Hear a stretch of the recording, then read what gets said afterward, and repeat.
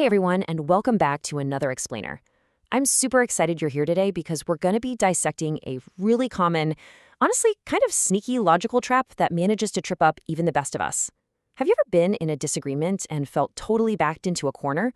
Or maybe like you were being forced to choose the lesser of two evils? Well, if so, you've probably been a victim of the exact fallacy we're looking at today. Get ready because we are about to seriously upgrade your critical thinking toolkit. All right, let's jump straight into section 1, the two-choice trap. You see these traps everywhere, in politics, in those flashy ads, and definitely in everyday conversations. Imagine you're listening to this really heated debate about education, and someone just drops this intense line on you. Either we ban phones in school or students will stop learning. Whoa, it sounds incredibly urgent, doesn't it?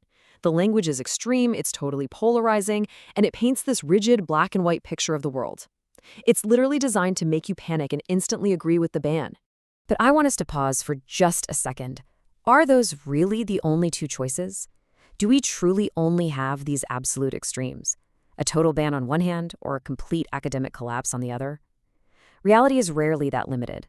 But, in the heat of the moment, it's just remarkably easy to get swept up in that kind of panic-driven either-or thinking. So, what do we actually call this? Let's move to section 2. What is a false dilemma? A false dilemma is exactly this. It's presenting only two options when in reality, way more possibilities actually exist. It's a tricky little rhetorical tactic that artificially oversimplifies complex problems. By hiding all the other possible paths you could take, the person making the argument is basically trying to force you into a specific outcome. They want you to think, well, gee, I definitely don't want students to stop learning, so I guess we have absolutely no choice but to ban phones. Think about the choices people present in these scenarios. They usually give you just two rigid, totally extreme options. It looks really clean and straightforward, right? But it's entirely fake. Contrast that with actual reality, which is filled with all sorts of nuanced middle ground possibilities. Maybe phones are kept in lockers, or maybe they're only allowed during lunch, or hey, maybe they're even integrated into tech-based lesson plans.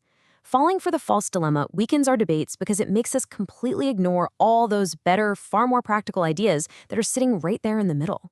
And guys, understanding this has actual real-world stakes. If you're in a formal debate, or even just pitching an idea to your boss at work, relying on false dilemmas is a massive turnoff for your audience. Judges, teachers, colleagues, they prefer arguments that consider all reasonable options. They want comprehensive, thoughtful solutions. When you stand up and pretend there are only two choices, people see right through it, and your argument loses all its credibility. So how do the pros handle this? Let's get into section 3, thinking like a debater. Let's use a classic school debate argument as a sort of training dummy to practice spotting these artificial limits. Imagine the debate topic is all about student workload, and your opponent boldly claims either we keep homework the same or students will stop learning completely. There it is again, that familiar, super rigid either-or setup. If we break this down, you see the two presented extremes right away, keeping homework exactly the same or total learning collapse. But look right in the middle. Boom! There's a hidden option. You could simply reduce the homework instead of removing it entirely. The second you introduce that middle option, you instantly shatter the false dilemma and open up a way better, far more reasonable path for the whole conversation. So how do you do this consistently without missing a beat? Strong debaters use a really simple, repeatable process. Step 1, just pause and ask yourself, hey, are there other choices here? Look for what's purposefully being left out. Step 2, ask, could there be a middle solution? By methodically asking yourself these two simple questions, you ensure your arguments are clearer, more honest, and honestly, just much more robust. You become the voice of reason in the room. All right, it is time to see what you've got. Let's head into section 4, put your skills to work. I'm going to put you right in the hot seat to test out your new logical defense skills. Here's a quick mini challenge for you. I want you to quickly identify which statement relies on a false dilemma. Option 1 says it's either mandatory uniforms or totally chaotic schools. Option 2 talks about implementing flexible dress codes with simple rules. Which one is using that logical trap we've been talking about? If you said option 1, you hit the nail on the head. Awesome job.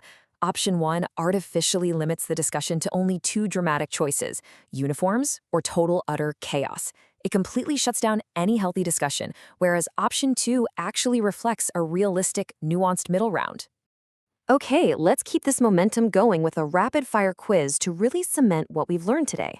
Question 1. A false dilemma happens when someone presents A, many choices, B, only two choices, or C, no choices? Lock in your answer. Yep, the correct answer is B, only two choices, when way more options actually exist. Artificially shrinking the entire world down to just two paths is the absolute defining feature of this fallacy. Moving right along to question 2, focusing on how we apply this. Strong debaters actively look for A, missing options, B, louder arguments, or C, longer speeches.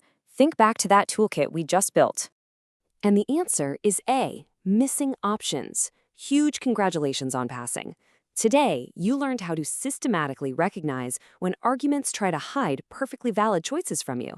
You now have the power to step back, ask the right questions, and find that nuanced truth sitting right there in the middle. But hey, before I let you go, I want to leave you with a slightly provocative thought to chew on. What happens when someone makes a massive, sweeping conclusion based on just one tiny, isolated example? What kind of trap is that? Well, to find out, you're going to have to join me next time as we conquer the hasty generalization logic mistake. Thanks so much for joining me for this explainer. Keep asking brilliant questions, and I'll catch you in the next one.